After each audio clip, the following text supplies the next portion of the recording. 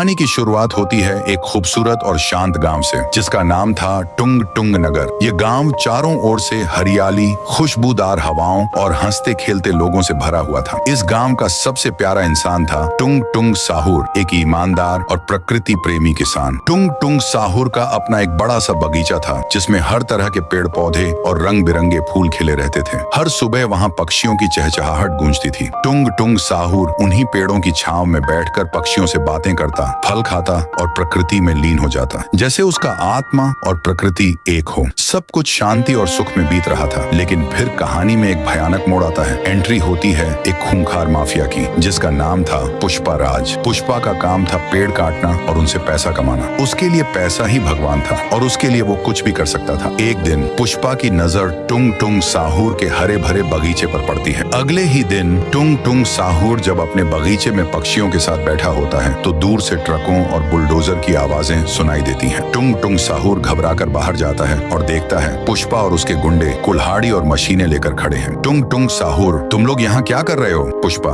सरकार का ऑर्डर है, यहाँ स्कूल और हॉस्पिटल बनेगा, सारे पेड़ काट दो। टुंग टुंग साहुर दहाड़ते हुए, जिसने मेरे एक भी पेड़ को हाथ लगाया उसका हाथ काट दूंगा। लेकिन टुंग टुंग साहुर अकेला था। पुष्पा के आदमियों ने उसे जमीन पर गिरा दिया और कुल्हाड़ी से मार डाला। सारा बगीचा उजाड़ दिया गया, हर पेड़ काट डाला गया, हर फूल मसल दिया गया। रात के अंधेरे में टुंग टुंग साहुर की लाश उसी मिट्टी पर पड़ी थी। तभी एक तेज रोशनी चमकती है और उसकी आत्मा उसके सबसे प्रिय पेड़ में समा जाती है। उस पल से टुंग टुंग साहुर अब सिर्फ इंसान नहीं रहा, वो बन गया टुंग टुंग साहुर, प्रकृति का रक्षक। अगली सुबह गांव वाले हैरान रह जाते हैं। वो उजड़ा हुआ बगीचा फिर से हरा भरा हो चुका था। हर तरफ पेड़ पौधे, पक्षियों की आवाज, जैसे कुछ हुआ ही ना हो। पुष्पा के आदमियों ने जब यह देखा तो डर के मारे कांपने लगे। एक आदमी दौड़ता हुआ पुष्पा के पास आता है। आदमी, बॉस, जहाँ कल पेड़ काटे थे वहाँ फिर से पेड़ उग गए हैं। पुष्पा घबराकर, लगता है टुंग टुंग साहुर ने कोई जादू छोड़ दिया है, चलो फिर से काटने चलते हैं। रात के अंधेरे में पुष्पा और उसके गुंडे